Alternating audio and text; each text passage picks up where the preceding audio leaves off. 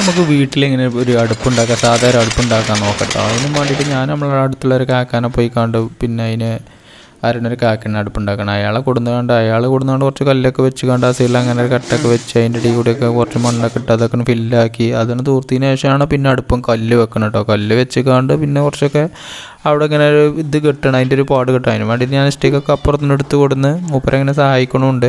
അതിന് കുറച്ച് കുപ്പി ഗ്ലാസ്സൊക്കെ വേണ്ടിയിരുന്നു, ആ ഗ്ലാസ്സൊക്കെ കൊടുത്തിട്ടുണ്ട്. അപ്പോൾ അയാളത് ഫില്ല് ചെയ്ത് കണ്ട് അവിടെ ഇങ്ങനെ ഇതാക്കിയിട്ടുണ്ട്. ഇനി ഇത് കുറച്ച് വേസ്റ്റ് കൊടുക്കുന്നുണ്ടെന്ന് പറഞ്ഞിട്ടുണ്ട്. ആ വേസ്റ്റും കൊടുത്തിട്ട് കണ്ട് ഇങ്ങനെ നിൽക്കുന്ന സമയത്താണ് മൂപ്പരിനോട് കുപ്പിച്ചില്ലിടാനായിട്ടുണ്ട് കേട്ടോ എന്ന് പറഞ്ഞു. അപ്പോൾ അതിന് മുന്നേ കുറച്ച് മെറ്റലോടെ കോൺക്രീറ്റ് കമ്മി ആയതുകൊണ്ട് അതിന് കുറച്ച് മെറ്റലും കൊണ്ടുവരാൻ പറഞ്ഞു. ആ മെറ്റലും കൊണ്ട് ഞാനിങ്ങനെ പോയി. അപ്പോൾ ഞാൻ ഗ്ലാസ് ഇങ്ങനെ ചാക്കിലൊക്കെ ഇട്ടുകാണ്ട് ഇനി ഗ്ലാസ് കൊണ്ടുള്ളൊരു ഐറ്റംസാണ്. ഗ്ലാസ് പൊടിച്ചിടുകയാണ്.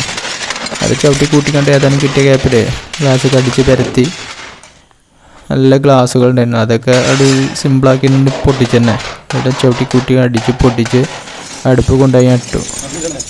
അപ്പോൾ ഇതിന് കാരണം പറയണത് മൂപ്പരാണ് ചൂട് നിൽക്കുന്നതാണ് പറയണത്. കാരണം നമ്മൾ രാത്രിയൊക്കെ ഇത് പിന്നെ നേരം പോലത്തെ കത്തിക്കുള്ളൂ രാത്രി കഴിഞ്ഞാൽ. അപ്പോൾ അതിനൊക്കെ പെട്ടെന്ന് കത്താൻ വേണ്ടിയിട്ട് ചൂട് നിൽക്കുന്നതാണ് പറയണത്.